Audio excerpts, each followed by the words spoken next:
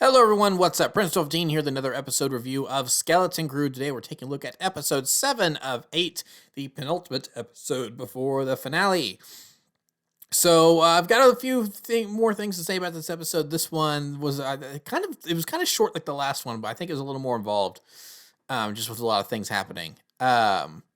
I was more pleased with this one compared to the last one because, like I said, the pacing in the last one, just like everything just felt a little rushed. This one, while I don't think it was too much longer than last week, I still feel like it was just a little. It was just teensy bit more to go on because there's a lot of propelling the plot forward. So I was wrong in my prediction last week. This would mostly focus on the parents. However, we did get some significant appearances from the parents, so I'm giving myself a half point on that one. So yeah, we've finally returned to Atten, and I'm glad that we've solved the mystery of what the barrier is. Obviously, it's like we've known this entire time just through inferring that the barrier has always been this thing that's kind of stopped ships from being able to it's been something to disguise at Atten to make it look like it's something that it's not. So whether that was just a simple cloaking device or what, who knows? But no, they actually went all the way through the steps of making it seem like a dangerous nebula with shocky electro tower buoy things floating in there to boot, to really sell the illusion, which is really interesting and cool. It's a little bit of obviously the system was set up way before, but it's very similar to something that the Separatists put up back on the World of 1,000 Moons back in the first season of Clone Wars. So it was kind of cool to see something similar to that again. I really liked that. So, so yeah, so it was cool seeing like this episode was like a seesaw. I feel like is a good because it was like going back and forth of the kids are winning, the kids are losing, the kids are winning, the kids are losing, the kids are winning, the kids are losing, kind of back and forth. Like they're on their way home. You think they're kind of home free, but the pirates get there first. So then of course they catch them in a tractor beam before they can just get to the planet's surface. Because if they hadn't been capturing that tractor beam and they had been able to get to the planet's surface, that kind of would have been the end of it. Jod probably would have been thrown out the airlock, and the pirates would have left, and that would have short end, into the series. But no, they get captured by the tractor beam, and then you think that they've kind of they kind of had me going at first. I thought they were really going to do something that would actually like scare the pirates off, except for Jod, where it's like where KB was using her scary voice. That we saw back in the first episode, which was smart. I liked that. That was a good callback. Good setup. But it didn't exactly go the way anyone thought it was going to go. I also find it interesting, though, that Jod then uses the Force to uncuff himself once Brutus is captured in the big cargo hold claw. And so he could have done that at any time, which I find interesting. He could have done that at any time and probably taken control of the pirates. It's like, so that I really, really hope that next episode they give us the full on Jod backstory. Like, what is his deal? I think it's obvious he has, just from the little bits of teachings that he was talking about a couple episodes ago to then the way he actually wields the lightsaber, it seemed like that there was actually some control, and it wasn't just someone that had a glowy laser sword and was waving it around. It seemed like he maybe had some lightsaber training, some genuine lightsaber training, the way he chopped off 33's head. Also, I am not convinced that that's the last of 33. He is a droid, so his head getting cut off isn't a huge deal.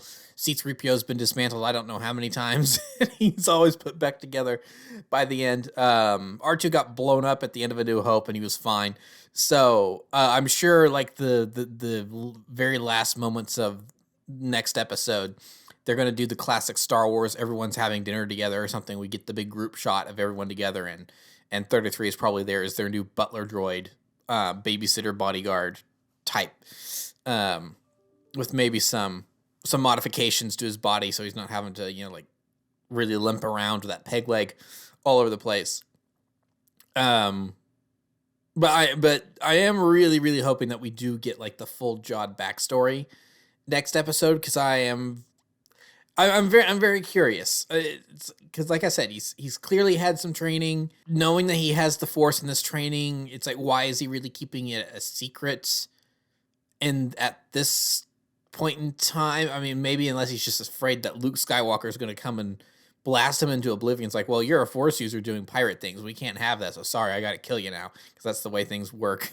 Or at least that's his understanding of how things work from Jod's point of view. So I'm kind of curious, because I was kind of, there were moments where I was like, is he really going to get blown out? Because I kind of thought that maybe he was going to get blown out the airlock, but then he would have been able to like use he would have Kanan Jarrus or like Leia in The Last Jedi, Mary Poppins himself back inside using the Force, and then gone, okay, that's the one ace up my sleeve, so now I'm really taking control. I thought something like that was going to happen. So for him to like continuously like be banging on the doors, and actually it seemed like he's panicking, I was kind of like, oh, wait. It made me forget the fact that he actually had the Force. So I am really curious about that. Now, another thing about... This is something I hadn't considered until just now. Because he and Brutus are having that conversation. It's like, well, this is your last life, Silvo. It's like, no matter how this turns out, I'm going to kill you the first chance I get. He goes, oh, you don't want to do that? The crew loves me. It's like, no, I really do. It's like, oh, no, the crew loves me. I've just had a thought. What if he's been pulling a Jedi mind trick on most of these pirates like the entire time? And like the only time it doesn't work is like when there's an obviously empty vault in front of them where there's no money, so their emotions are too negatively turned towards him. He can't influence their minds in that collective a number. And then Brutus is probably, as an individual, someone he's not weak-minded, so he's probably too strong to be influenced that way with the Force anyway. So that's why he's kind of always... That's why he and Brutus butt heads for control so often, is that he's not someone that Jod is not, or Brutus is not someone that Jod can just control like that. So that's a thought I've had just now, because he is able to sway the crew. It's a crew that seems to not like him much when he's been in prison that whole time. Yet the second he's around them, he kind of is easily able to get under their skin and kind of turn favor for himself again. And then they all seemingly love him again. I'm kind of curious if they're going to reveal that he's been doing a Jedi mind trick the whole time, or maybe he's just using the kind of Jack Sparrow type attitude where it's like he's, and charm, where it's like he's just kind of able to even, it's like just worm his way back into their good graces time and time again, even when that trick shouldn't work as often as it does. So I guess we'll see. But yeah, I'm very curious about what actual training does he have? Why is he a pirate now? How it's like, because I'm fully convinced at this point that Jod is the climactic, he is the bad guy of this story. I think there's still a chance for Tack Renard, the pirate, to be revealed as the supervisor, and he's like a long-lived alien species, or he died long ago after taking control of At-Aten as a supervisor, and then he just has reprogrammed all the droids to keep everything running the way it has so that no one else could find the treasure or whatever, and that's kind of what ended up saving the planet from eventually being destroyed like all the other jewels of the Old Republic. But if Tack Renard is alive, then that's probably going to be the Jod and the kids have to put aside their differences to stop the actual threat that is the supervisor / pirate, legendary pirate captain that is somehow miraculously still alive. But the way it's been going, I still wouldn't be surprised if Jod is the overall villain of the show, and then the kids have to figure out a way to get one over on him. Get one over on him and finally take him down for good. Now, how exactly they do that, who knows? But yeah, this episode left off on a really big. I think that's a pretty good cliffhanger. Like him talking, like him threatening the parents, and see, and this is what they're doing a good job here because they're really keeping me guessing pretty well. Where because I've been bouncing around with theories, and it's like, and everything's been playing out, and I've kind of gone, oh, okay, eventually with a lot of this other stuff. But but with other Star Wars shows, but this one has really kept me guessing, and everything's made sense as it's been playing out. But I haven't really been able to really get a feel for where it's been going, other than a couple like kind of more obvious things. Because like I said, the fact that I think Tack Rittard's still alive, that's a big one. But is Jod the villain or not? Because he has hesitated, and so far he has restrained himself from actively harming any of the kids. Now, I don't think he's definitely frustrated and fed up with the kids, but he is yet to actually harm them or do anything against them, which I think that could just be a look who's in charge of the company. It's Disney. Maybe that's just not something they would allow. But I wonder if the fact that he's not really ever raised a hand or even really threatened to harm them is going to be the eventual, well, yes, he's got his rough edges, but at the end of the day, he can still kind of be trusted when push comes to shove. I wonder if that's their out for this, because right now they are very much in conflict with one another, with Jod and the kids. Those, because all he's ever really done is like tried to imprison them so they can stay out of his way. He has never actively tried to harm any of them, even because this was something that was pointed out several episodes ago that I saw online. Is that even when he was challenging Fern for leadership of the crew and the ship, and he was holding her hostage with the blade to her neck, it wasn't actually, from what we're able to understand, the blade side of the sword. It was the dull edge that he was holding to her neck, or at least that's what some people were thinking. So it's like he's given them an out. So I think it could go either way. I think he could still be the overall villain, and they do have to finish him off, and that's where the cannon on top of the school is going to come into play. That no one on the planet knows about except for these kids, because they've been to the other planet that's like At-Aten. Because Chekhov's school cannon, I'm waiting for it. I'm waiting for it. Or he could eventually come around, and it's like, oh, we got to stop Tack Rittard in front, because like now he wants to self-destruct the planet because other pirates have found his treasure and he's too greedy to let it go. Nah, who knows? Who knows? It's like, but I did really like just how many times in this episode they said the word treasure planet back to like not a planet of treasure or a planet that or a treasure that has the treasure that's hidden on a planet. No. They didn't do anything like that. They just straight up just said treasure planet like 3 or 4 times in a 2-minute time span. I'm like, this is, yeah, I'm getting all giggly over here. This is great. Again, it's wearing its influence on its sleeve, and I like that. So yeah, no, I think they've been doing a really good job. It's been an entertain. I'm going to be sad to see that it's over. This is a show that really, I think, could be, if it were on network television, it could definitely easily be a 22 episode season where they run around for an hour or 30 minutes every week. They get into all these shenanigans on all these different planets. And this is something that I feel like really could have been expanded out. I want more of these characters. I really hope it does well enough with audiences and viewing numbers and everything that they renew this and they get a second season going. Because I've really enjoyed this. I think it's just been a whole lot of fun from start to finish, and there's some cliches in here, but they're not cliches that I mind, because I smile just because when they're implemented well. Because like the one moment that I just had a grin from ear to ear is when Fern again was challenging Jod for control of the Onyx Cinder, and 33 is like, "Hi, a pirate can only be captain of one ship at a time," and then Wim's like, and they had the whole thing where you think, oh, well, Jod's gotten one over on them again because he cheated and he covered Wim's mouth with his hand. And he's like, well, I'm the captain of the Onyx Cinder. And then Wim goes, no, we do unclaimsies. It's like, we claim it only for the kids.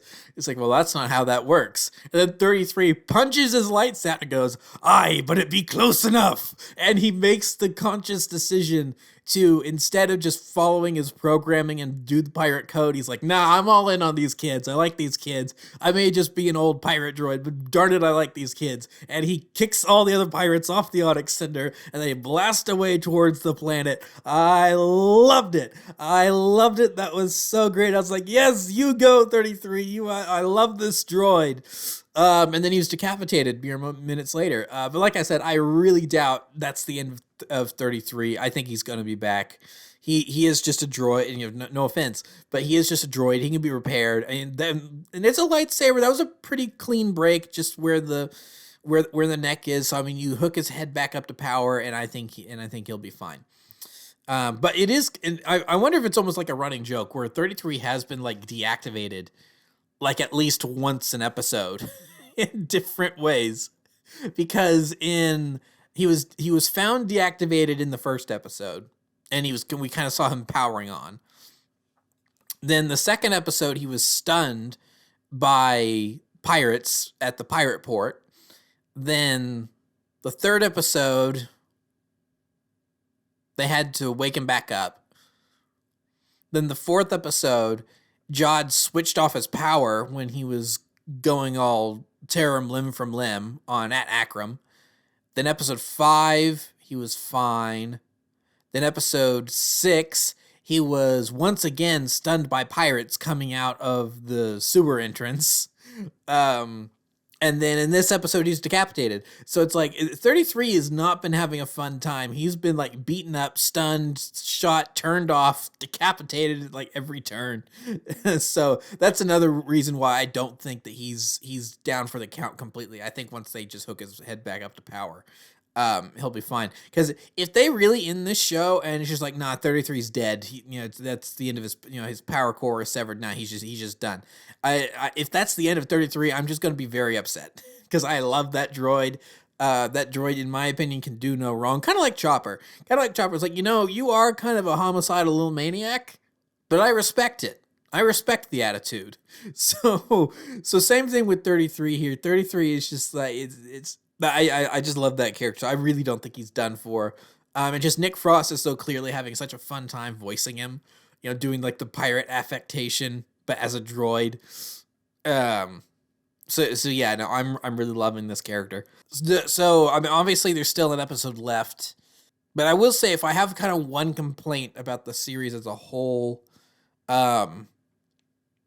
is maybe the fact that the parents, I feel like, have been left out too much. Because we've gone whole episodes without seeing them, and if in a TV season that had more than 8 episodes, I think that would be fine, because then we'd be able to go back and check in more periodically and get more time with them, because there would be more time in the show as a whole. But as it stands, only having 8 episodes and most of them are under 35 minutes, you don't have a lot of time for the parents, and I feel like we've needed more time with the parents, because I still don't know the name of Neil's parents or what their species name is, or the names of KB's moms. So I'm very like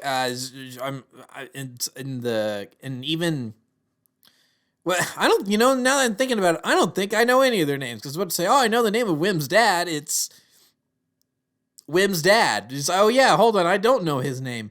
And then Fern's mom is overseer Farah or something like that. So that's like that's really like the only one I know.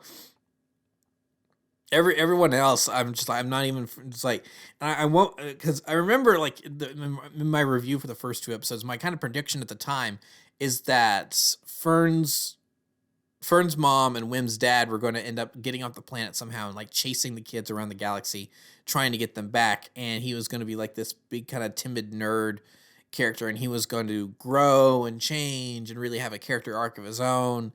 As it stands, I don't know if we've really gotten enough from him to really see him overcome his stringent, I work. I have to work, to really overcome that cliche, that trope.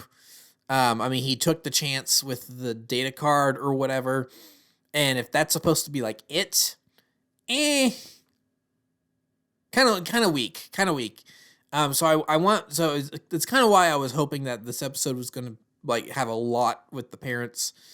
But we didn't get that. However, like I said, still one episode left. So next episode, we could see like the parents and the kids really working together well. And in a role reversal where the parents would usually be doing this for their children, the children are now kind of able to push their parents outside of their comfort zone to really get them to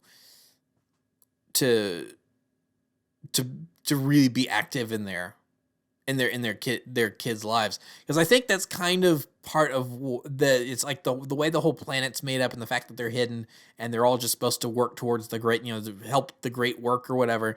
I think is saying that you have a lot of parents, like, because you see it with Fern's mom, you see it with Wim's dad, where they're not absent, but they are a little distant, like they're not as involved or as nurturing as they could be. So like this having been separated from them for so long now, and then when they get back, them all kind of having this final collective adventure together to ward off the pirates and save the planet. I think that's maybe where they're going with this. But so I think, like I said, still one episode left. I think this could all turn out fine, and I'm not going to have too much complaints about it. But right now, I'm like, yeah, I still wish we could have had more with the parents. But one episode left, so we'll see. Yeah, I think that's pretty much it. I don't think I have too much else to say about this episode. Good episode. Liked it more than last week. This one, even though it was short, it felt well paced. I thought the pacing on this one was better. And man, what a cliffhanger with with Jod with the threatening the parents with the lightsaber. The episode, it cut to credits, and I was like, no. So I want more. Dang it. So it's like you've done a cliffhanger well when I'm yelling at my TV. So yeah, I liked it. I enjoyed it. I am looking forward to the last episode, and I'm hoping there's more afterward. It's going to be like another 3 or 4 years before we get more if they greenlight more. But, 'tis the way streaming works nowadays. Anyway, so yeah, that's going to be it for this review. So thank you for watching. Remember to like, comment, subscribe. Remember to follow me on Twitter and Instagram. Those links are in the description below, and I will see you guys next week for the final episode of season 1, hopefully, of Skeleton Crew. So thank you so much for watching, and goodbye.